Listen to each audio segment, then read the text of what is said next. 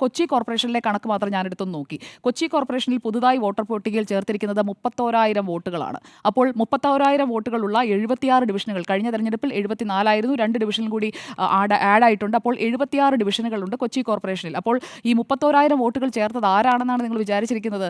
ഇടതുപക്ഷവും B J പിയും ഒന്നുമല്ല, കോൺഗ്രസ് ആണ്. കോൺഗ്രസിന്റേതാണ് 20,000-ത്തിലധികം വോട്ടുകൾ ഈ വോട്ടർ പട്ടികയിൽ. കോൺഗ്രസ് പറയുന്നതല്ല, കോൺഗ്രസ് പറയുന്നതല്ല. താങ്കൾ നേരത്തെ പറഞ്ഞപ്പോൾ CPM പറഞ്ഞതാണ്. ഞാൻ എന്തായാലും കോൺഗ്രസ് പറയുന്നതല്ല. സമ്മതിച്ചതായി CPM പറഞ്ഞതാണ്.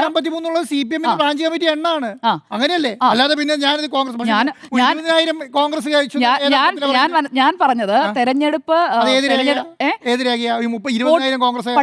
പട്ടികയിൽ ചേർത്ത ആളുകൾ അവരെ വോട്ടർ പട്ടികയിലേക്ക് ചേർക്കുന്നതിനായിട്ട് കൊണ്ടുപോകുന്നത് ഏത് പാർട്ടിയാണ് എന്നുള്ളതൊക്കെ ഒന്ന് അന്വേഷിച്ചാൽ മനസ്സിലാക്കാൻ കഴിയും.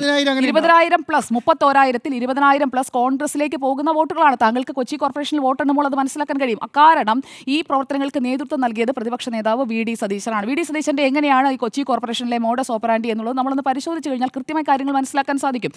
വെറുതെ ഇരിക്കുകയല്ല. കാരണം ഈ ഓരോ സ്ഥലങ്ങളും ഓരോ കോർപ്പറേഷനുകളും കൃത്യമായി ചുമതല ഏൽപ്പിക്കുമ്പോൾ കോൺഗ്രസ് കാര്യങ്ങൾ ചെയ്തുകൊണ്ടിരിക്കുന്നുണ്ടെന്നേ. കോൺഗ്രസിനെ ഇങ്ങനെ അന്ധമായി വിമർശിക്കുന്നത് എന്തിനാണ്?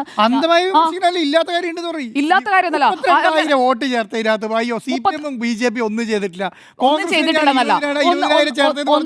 ഒന്നും ചെയ്തിട്ടില്ല എന്നല്ല. BJPക്ക് ചെയ്യേണ്ട സ്ഥലങ്ങളിൽ BJP ചെയ്യും, CPIM ചെയ്യേണ്ട സ്ഥലങ്ങളിൽ CPIM ചെയ്യും. ഇവിടെ കൊച്ചി കോർപ്പറേഷനിൽ കോൺഗ്രസ് ചെയ്തു എന്ന് പറയുമ്പോൾ താങ്കൾ എന്തിനാണ് ഇങ്ങനെ ഹാലിളക്കം കാണിക്കുന്നത്?